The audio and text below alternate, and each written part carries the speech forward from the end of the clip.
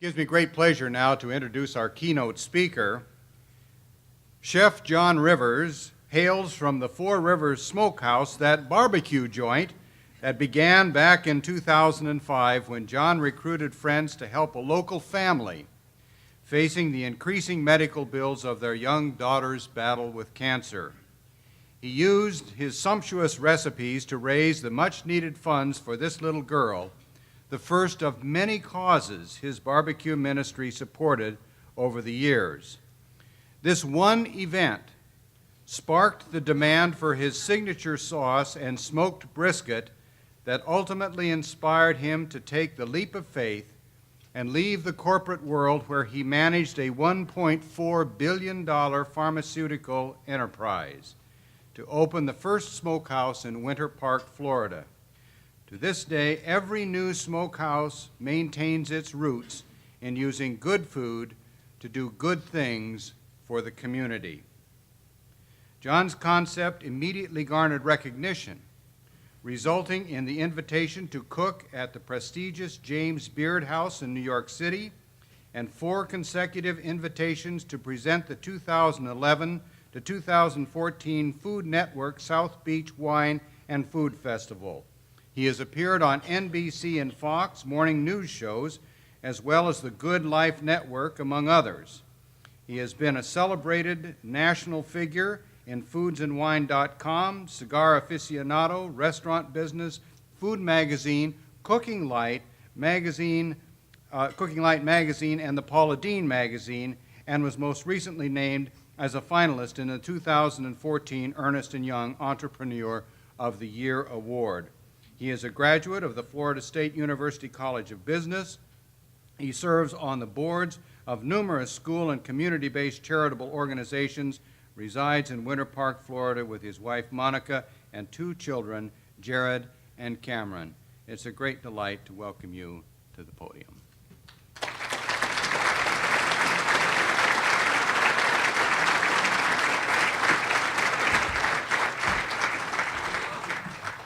Thank you so much for the wonderful introduction. I'm a wanderer when I talk, so they set me up on this. And I have to say, I was so moved, Reverend Isaac, by your wonderful singing. I had contemplated singing in my opening tonight, and my beautiful wife grabbed my hand and says, "I pray you don't do that." Seeing that this is a prayer breakfast, I guess I'll adhere to her request. I do thank you so very, very much for having me and inviting me and giving me the opportunity to share my testimony this morning. I have to say, it was funny. Every time I do this, I get dressed, and for years, I spent 20 years in the healthcare industry, and I was very blessed there, and eventually I became a president of a big company. And on all those accomplishments and all those years, I never once was asked to come and speak to anybody. All of a sudden, I make a little bit of barbecue, and everybody wants to talk to you. Funny how that works, isn't it? Well, really, that's the basis of my testimony, is to talk about that journey that I went through. And by definition, a journey means that you're moving from the place you are today to somewhere that's new. And then sometimes you don't know where that new place is going to be taking you, and that's where faith comes into the equation. When you feel that stirring in your heart, the hardest thing to do is to say yes, and to listen to what God has in plans for you, and to go along with it.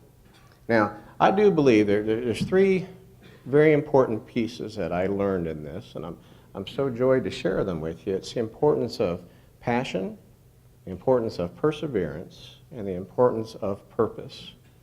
I believe, and it talks to us in Ephesians. Matter of fact, it's Ephesians 4:11.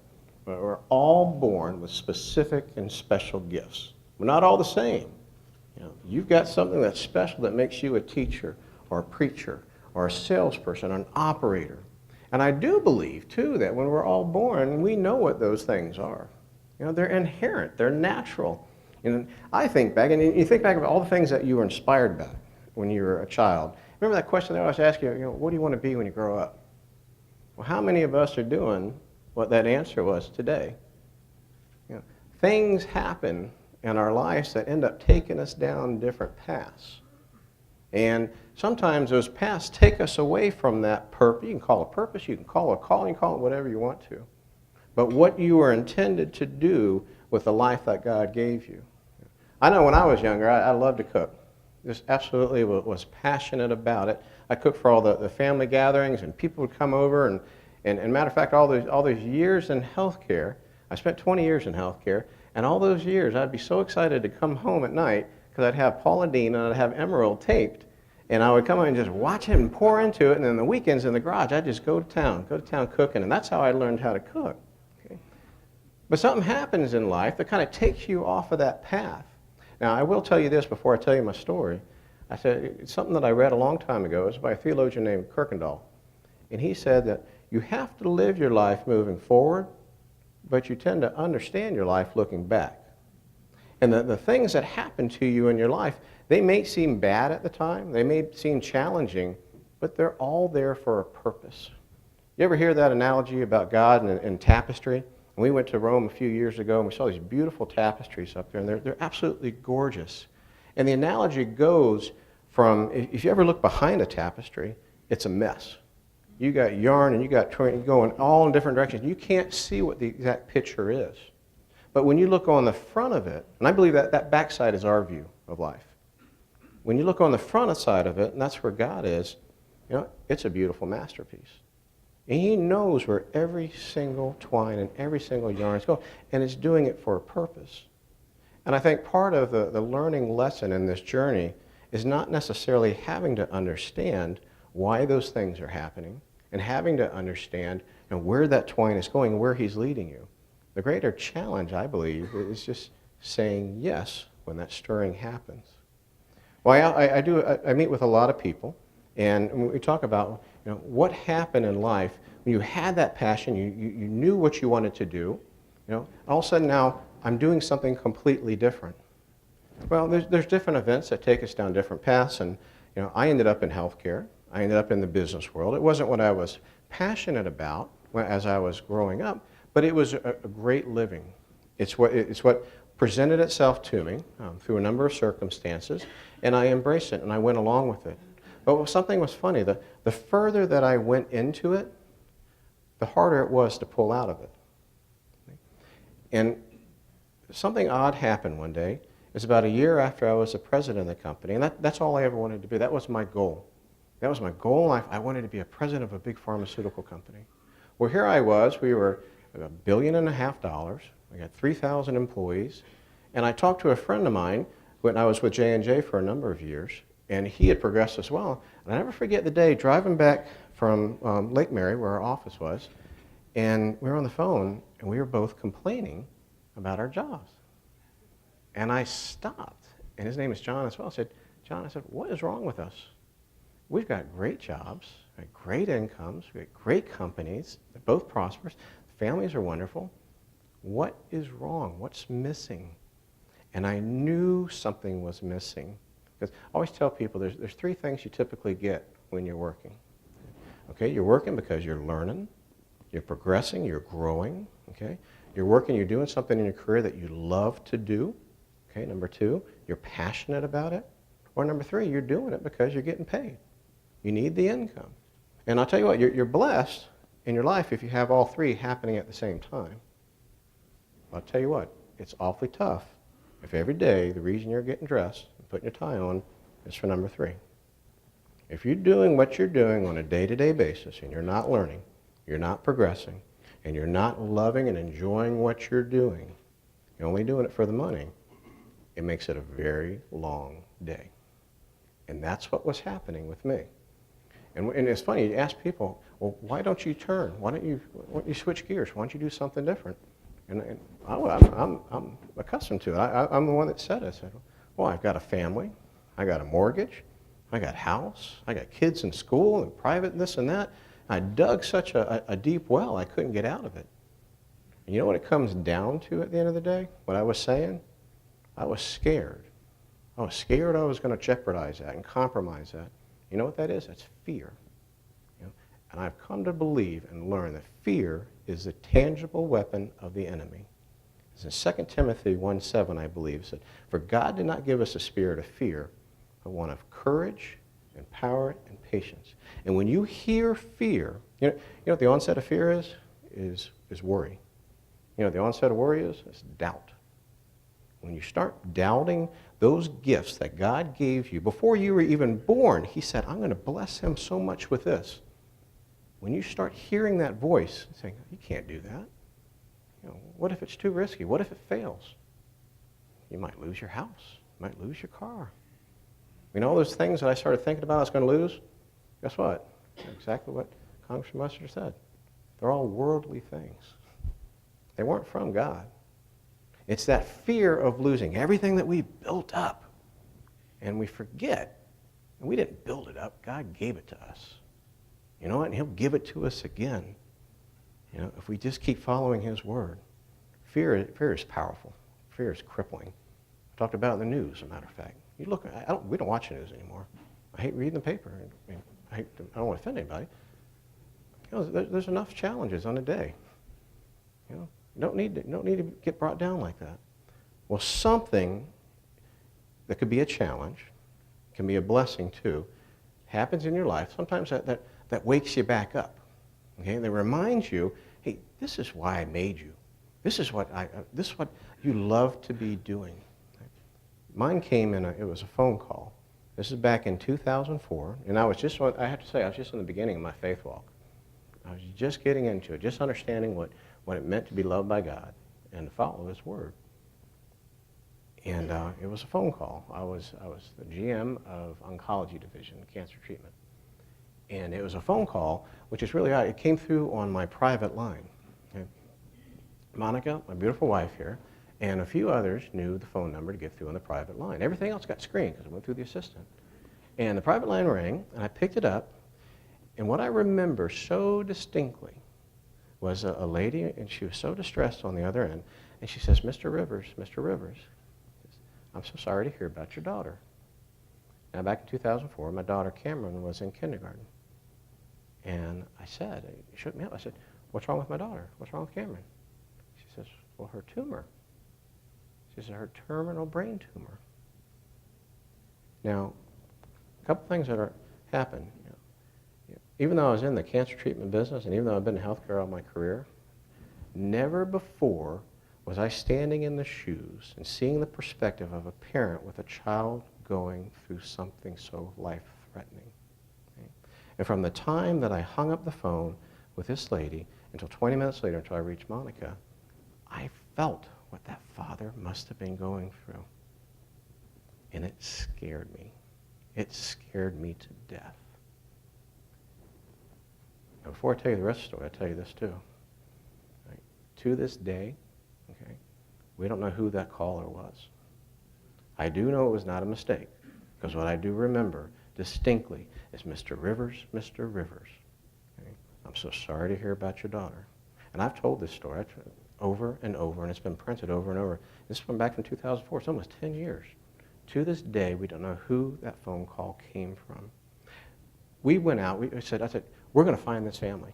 We're going to find out who they are, and we're going to help them. I was shaken up that much about it. Now, it took us about 2 weeks. We found this beautiful family. And what's really odd is the girl she wasn't in Cameron's class. Yeah, her name was Megan. Okay? She didn't go to the same school. She didn't go to the same church. Didn't live in the same neighborhoods. Weren't in the same industry. Matter of fact, we didn't live in the same cities. There's no reason that phone call should have come to my office that day. There was no connections with our circles with this other family whatsoever. I found out where they went to church. I called the priest, Father Charlie. I introduced himself. And what was so funny is I didn't see what God was doing. I called him up and I said, I want to help this family. I want to help them from a medical perspective, which is so funny now that I look at it and I look back. Here I am thinking I'm going to help them with drugs and nurses and pharmacists and all this stuff. And all this was being orchestrated by God the whole time. He says, sure, absolutely. Check with the family and come and meet them.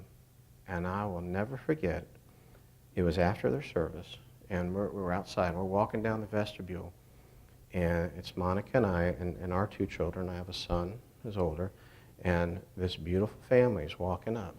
Okay? There's 4 of them, or 5 of them. There's just 3 little girls and a mom and dad. And the girl in the middle was clearly going through chemotherapy. And they're beautiful, beautiful little girls. And walking up, and we're only about 20, 30 feet away from them. And Monica turns to me, she says, what are you going to say? And I stopped and I said, I don't know. And this was important, okay? When we talk about releasing our fears, listening to God, okay, and walking in His way, first thing He's got to do is you got to let go. Now, it might not seem like a big deal to say, I don't know, but for she and I, it was a huge deal. See, when I was with Johnson & Johnson, I led mergers and acquisitions. I did business development. Everything was calculated. Everything. We didn't sit down at a negotiating table without knowing, if you were going to say this, I was going in this direction. If you said that, I was going. Everything was controlled in my life. There's no way in the world I would show up in an event dressed like this. I had to be pressed. I had to be so clean cut. And I was corporate USA. I was living in that controlled environment. And she stops and she looks at me.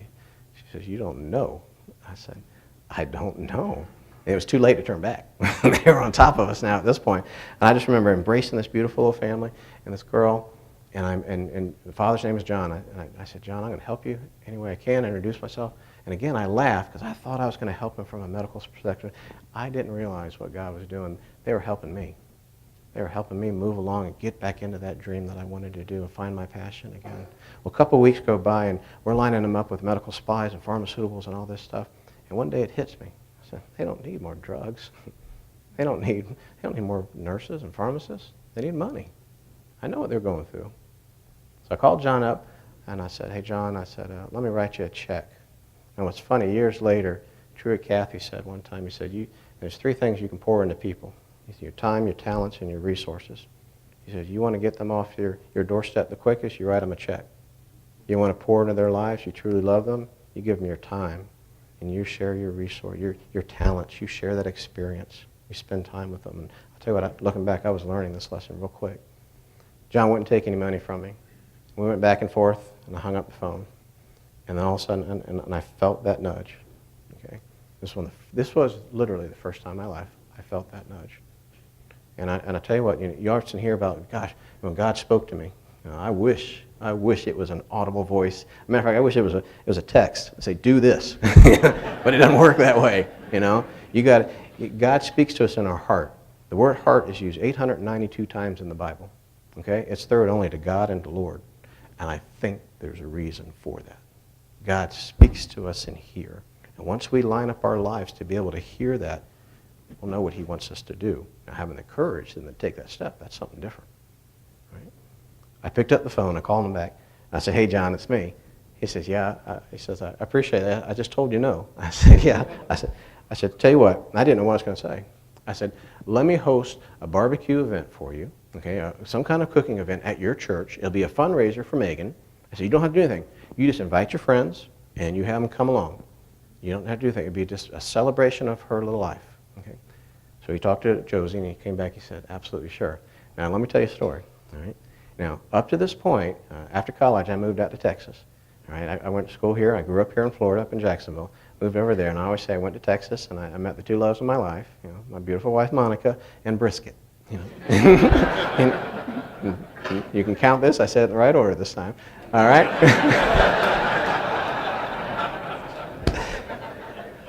But when I found it, I fell in love with it. I'd never had it before. I'm a Sonny's, Bono's, Woody's guy, and that's what I grew up eating. And when I found this, I was passionate about it. Matter of fact, it was her cousins who made fun of me. They were sitting at the Thanksgiving dinner table. They had a turkey and they had a brisket, and I was going on and on about how I'd never had it before. And they just, commenced to tell me, in typical teenager, what an idiot I was, and how I couldn't believe that I hadn't had barbecue like this growing up. Well, of course, testosterone kicks in. And I said, well, I'll tell you what, I'm going to learn how to make it. I'm going to learn how to make it better than anybody else sitting here. I had no idea how difficult brisket is to cook. It's a piece of leather. And it literally took me 18 years to get it right. I'll tell you what I did. The day I got it right, I got on an airplane, I flew back over there to Houston, and I put it on the table, and I said, there you go, I did it. Show you.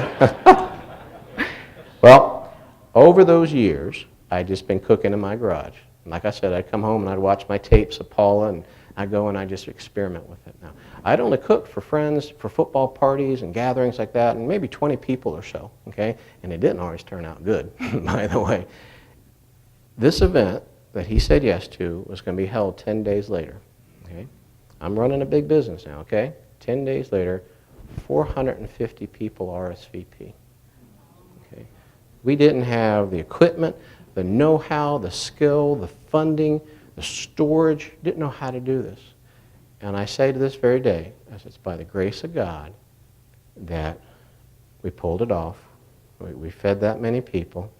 We raised a lot of money for this beautiful little girl, and nobody got sick in the process of it. Well, that single event woke me up. It woke up that passion of what I love to do that I had forgotten about and pushed aside. And I remember that night coming home and I was exhausted. She said, "How do you feel?" I said, "I'm alive." I said, "This was cool. This was the first time I put together a passion of cooking and serving other people." And I'd never done that before. Matter of fact, the whole serving, the whole giving thing at that point in my life was new. It was new, and it was purposeful because it wasn't natural. I had to make it an intent. And from that day, we started what we called our barbecue ministry. And out of the garage, anytime that schools or churches or kids or families needed money, like I said, the easy thing was to write them a check. I said we'd pull out the smoker, and we'd donate for them, and we'd cook for them. And we did this for 4 years. We never did it commercially, ever. This was a ministry. This is our way of giving back. And it got bigger and bigger year after year. And she says, "You're just doing this so you can get bigger smokers year over year." And she's a smart one, I tell you that. But it was amazing. It was alive. It was fantastic. Now, in 2005, we sold our company, the healthcare company. And I had a 2-year earnout. I mean, I had to stay for 2 years. And I had to make a decision what to do after those 2 years. And I'll never forget the day. It was about 3 months before I had to sign another contract of what I was going to do. And I'm sitting with my boss, and you ever talk to somebody and you're looking right at their eyes and you know they're saying something, but you're not hearing a dang word that's coming out whatsoever? Well, I was praying. And I knew something was going to change. I looked back in my prayer journal, and for the weeks coming up to it, I was praying, "Dear Lord, move me. Move me to where you want me to be." You got to be careful about where you pray sometimes. I was thinking maybe to Amgen or maybe back to Johnson & Johnson or this. Matter of fact, I had this whole thing calculated out. I had all these graphs done. If I go here, we'll move here, and this is what it means for our income. So silly, so controlling still. And I'm sitting there, and I remember talking to her, and she's saying, you got a couple months. We'd just like to know what you'd like to do. And it hit me, and I heard it. Trust me. And I know I heard it because I questioned it. I stopped it. I said, "Excuse me? Trust me." That was it. And I looked at her, and I said, "I've already made my decision up." She said, "What are you going to do?" I said, "I'm going to retire. I'm going to retire at the end of this contract." Now, about 30 minutes later, I'm in the car driving home, and I call Monica. This is on a Wednesday, like at 2 o'clock, and she says, "You're in the car." She says, "I didn't know you were going out of town today." I said, "Well, I'm not." And she says, "You got a late lunch meeting?" "No." "Where are you going?" "Coming home." She said, "Are you dying?" I never come home in the middle of the afternoon. Remember, I'm still in this control mode. I said, "No." I said, "I announced my retirement today."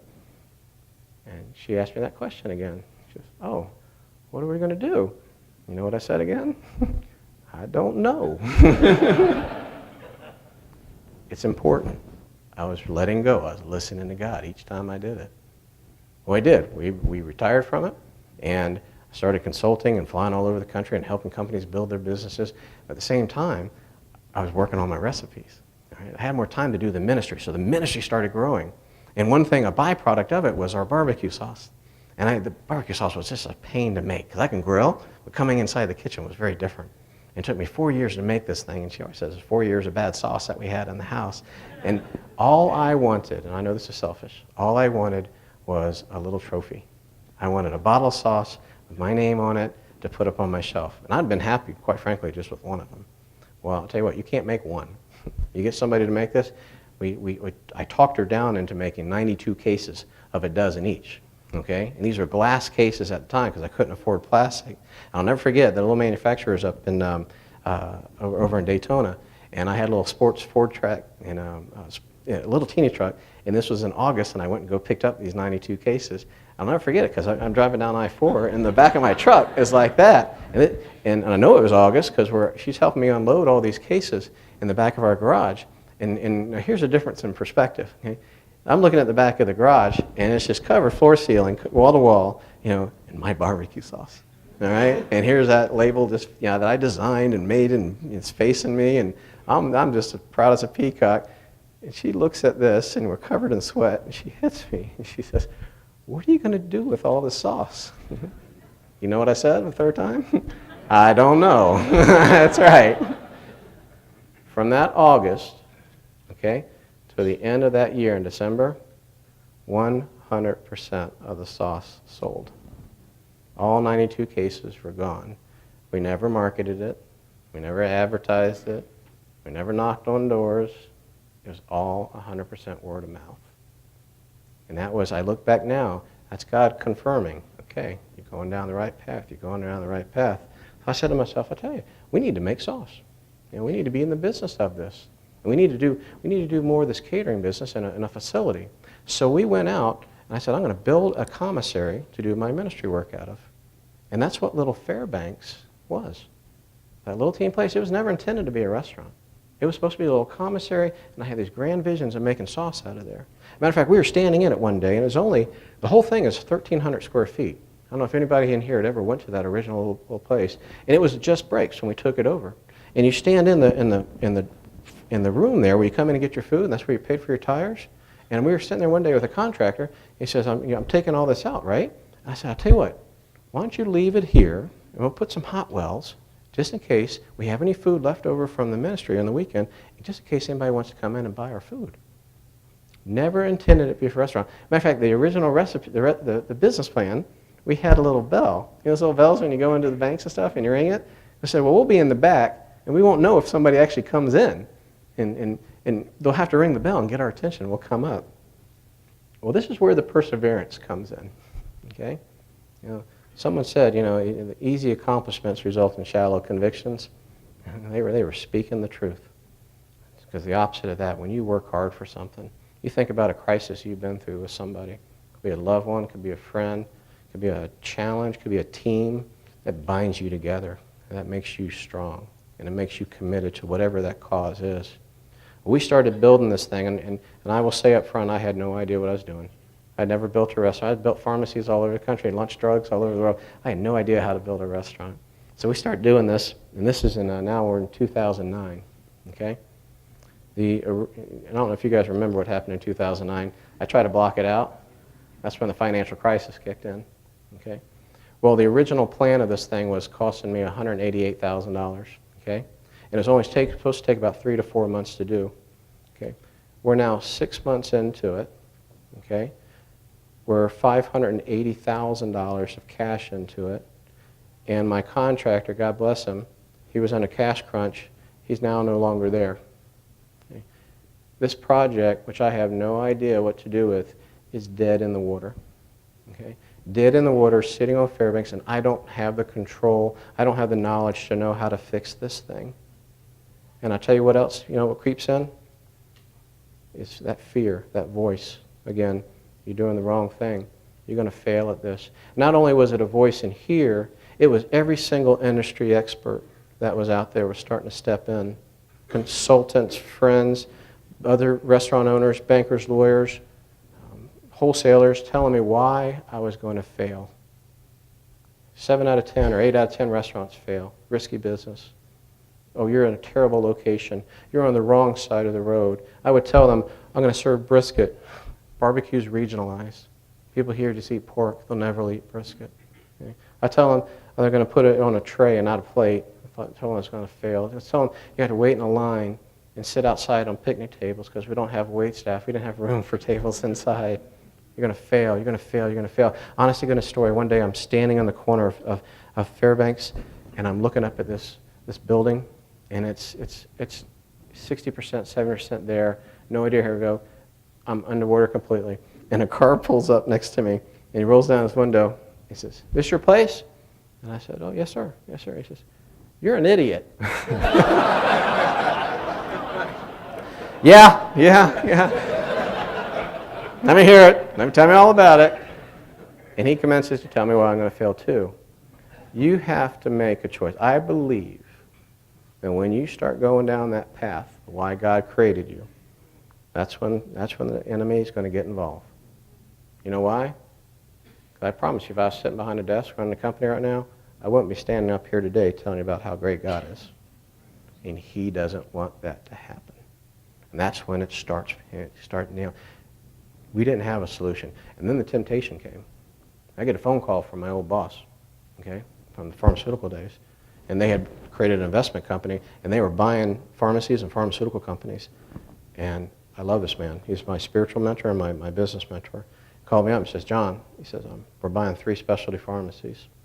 We're going to combine all their assets. We're going to put it right here in Orlando. I want to know if you'd like to be considered to be CEO of this. Right? Let me put this in perspective for you, okay? We are sitting on a dead asset on Fairbanks that I don't know how to fix, okay? The market is completely upside down, all right? All the money we had from retirement, we put in IRAs. We lost 60% of those. We put the rest of the money in a house. That was upside down before they were. She and I, for the first time since we had been married, we were down to 45 days of cash. Okay? I didn't know a way out of this situation. Right? And what appeared on the surface of being a way out, a blessing, we went back and we prayed about it. And that's an important part. We prayed about it, and I prayed about it with my wife. And thank goodness for the strength of her faith. She said, she says, if God is telling you to do this, I'm going to support you 100% on it. And we came to the conclusion, 2 things. Everything that we had, God had given us. When she and I met, we both paid for our colleges and marriages, and we had an apartment at $325 a month, and we could barely afford that. Okay? God gave us all that, and all those things that we lost, like I said before, they weren't ours. They didn't matter. The second thing is, my 2 children, I wanted them to see that their father had enough courage and faith to follow his dreams and even fail at it versus not even being able to take that step and trust God.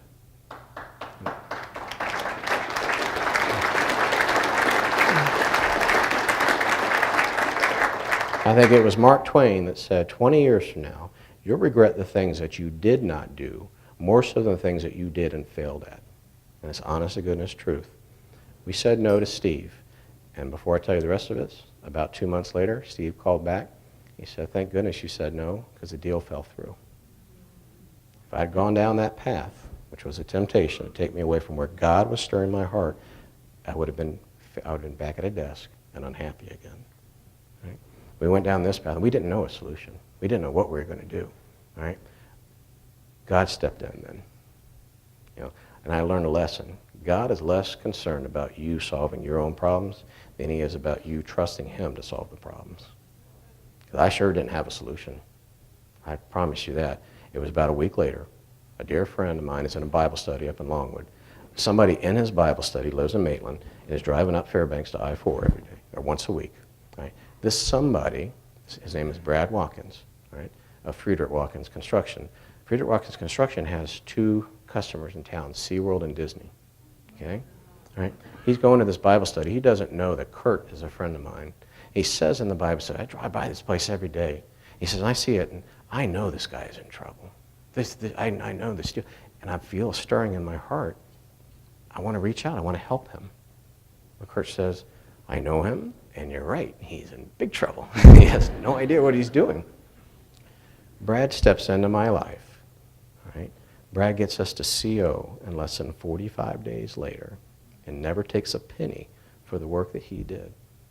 Brad, by the way, has built every single building I've ever had, and Brad actually now works for me. He's my director of, Brad can walk on water, in my opinion, anything he wants to do. All right? And something else happened. We're driving back from the beach. The beach is cool because it's free. And when you don't have a lot of money, it's a great place to bring the family. And we're coming back, and I'll never forget this. We're in the truck, and I get back in the car, and I look down at the phone. There's a message there from 404. I said, who's calling me from Atlanta? And it's on Bluetooth, so I punch it. Okay? This is the message. Mr. Rivers, this is Dan Cathy. I work at Chick-fil-A. I said, you don't work at Chick-fil-A. Oh, Chick-fil-A. I said, I just had your sauce and your brisket. He said, that's the best thing I've ever had. He said, I want to help you any way that I can. I'm from healthcare. I don't know people there. I certainly don't know the Cathys, okay? He said, he gives me his phone number, his cell number, his house number, his wife's number. He says, anything you need whatsoever. I'll tell you what, he stepped into my life, and he helped me make this thing into a restaurant. And I'll never, ever forget. I said, I have to put a performer together. I still have those control issues. I got to know what we're going to do. And I said, Dan, no, it's only 1,300 square feet. I said, what should I expect to do here when we open? He says, well, if you do about $1,500 a day, you'd be doing really well. He says, you do about $2,000 a day, you'd be doing great. What happened on October 26, in 2009, we had 12 whole employees, 2 of which were Monica and I. So we had every piece of used equipment break. We had the air conditioning break. I know it did because it was hot as heck inside that building that day. We had no budget for advertising, no budget for marketing. We didn't really know what we were doing. And all we did was unlock the door at 11 o'clock. And at 11 o'clock, a line started forming outside. And that day, that first day, we did $3,500. Right? That's the lowest by far we've ever done in company history.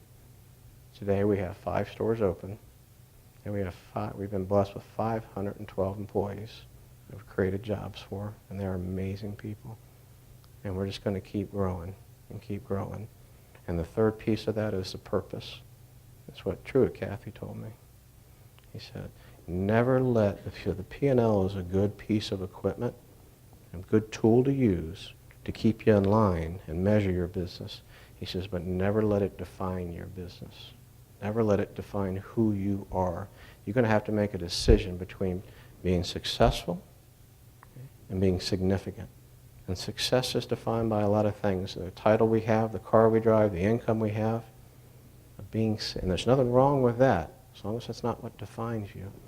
Being significant means making a difference in even one person's life. He said, when you get great blessings, you've got a responsibility that comes from that to bless other people with that. And it takes so very little to make an impact and make a difference in people's lives. But it does start with a decision and the desire to do that.